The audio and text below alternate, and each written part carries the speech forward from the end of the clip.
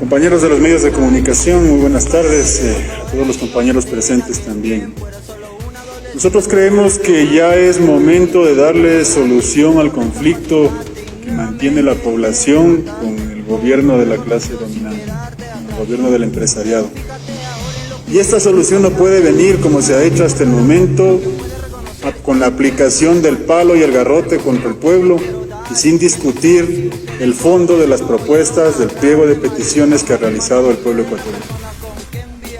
En materia de combustibles, hace rato se cayeron ya las mentiras respecto de la existencia de subsidios a los combustibles.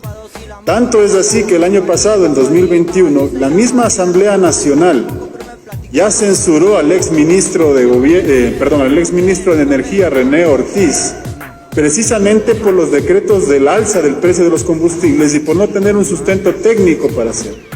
Y la base para haber tomado esa resolución de censura fue precisamente los cálculos que los trabajadores de la energía y el petróleo realizamos para determinar de que no existe subsidio desde 2019 hasta ahora en los combustibles y que tampoco se ha transparentado las cifras de cálculo que usa el gobierno para determinar que existe tal subsidio. La mentira ha llegado a tal punto de que el día de hoy podemos escuchar cuñas radiales pagadas por el Estado, en donde dice que la rebaja de 10 centavos en el galón del combustible significa que nos están regalando a todos nosotros un salario básico al año. Bajo la misma lógica del gobierno, nosotros podríamos decirle que cada mes que nos subieron 10 centavos en los combustibles, nos quitaron un salario básico al año. No puede seguirse debatiendo de esa forma. Los cálculos, cuando se hacen de manera correcta, entendiendo de que nosotros somos un país que produce petróleo y derivados y que importa únicamente una parte de lo que se consume en el país, a números gruesos, más o menos el 35% de lo que se consume localmente se produce en el país. El 65% se importa. Y lo que no nos han dicho también es que nosotros también somos exportadores de derivados. En la cadena de producción de combustibles, para la producción local, nosotros no podemos usar como referencia el precio internacional de los derivados.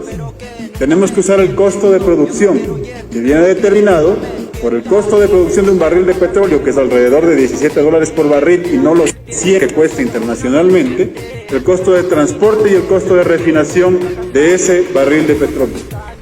Y cuando hacemos los cálculos correctos, encontramos que ya en 2019 había alrededor de $159 millones en utilidades en toda la cadena de producción y distribución de combustibles. Porque lo que se hace es sumar los costos de producción local más los costos de importación para todos los combustibles y al mismo tiempo sumar los ingresos que se obtiene por la venta interna de combustibles y los ingresos que se obtiene por la exportación de ese residuo que generan las refinerías y que se ha dicho que no sirve para nada, pero que en la práctica se exporta y solamente el año pasado representó cerca de $800 millones en ingresos para el Estado. El año pasado, ya 2021, después de haber subido el precio de los combustibles, toda la cadena de producción representó una utilidad de $683 millones. En positivo, eso quiere decir que no existe subsidio, que le ingresaron, producto de la producción y comercialización de derivados, le ingresaron $683 millones al Estado. Y este año, tomando en cuenta que ha habido una elevación internacional del precio de los derivados, la utilidad que tenemos ya en los 5 meses de enero a mayo que se ha publicado los informes estadísticos de Petroecuador, haciendo los cálculos correctos, es alrededor de $34 millones. Por supuesto que es una utilidad inferior a la del año pasado, pero de todas maneras es una utilidad y no se puede hablar de subsidio. Y si hacemos una proyección a final de año, con esa misma tendencia tendríamos una utilidad en todo el proceso de derivados de alrededor de $82 millones para el 2022. Paralelamente, lo que no nos dicen también es que la subida del precio internacional beneficia también los ingresos a la caja fiscal. Si comparamos los ingresos por venta y exportación de petróleo del año pasado De enero a mayo se obtuvo alrededor de 2.600 millones de dólares en ingresos por exportación de petróleo.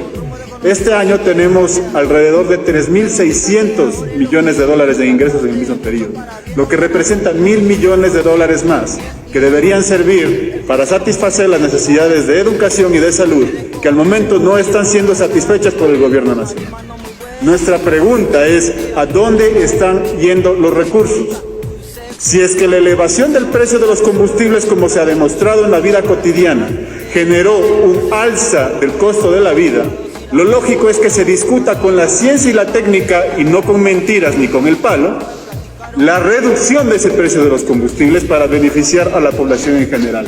Y lo lógico es también que se dé respuesta respecto de los recursos adicionales que estamos recibiendo como Estado ecuatoriano por el elevado precio del petróleo y su utilización en los servicios básicos y sociales. ¿Por qué tenemos falta de medicinas en los hospitales y tenemos 1.000 millones de dólares adicionales en 5 meses de ingresos petroleros?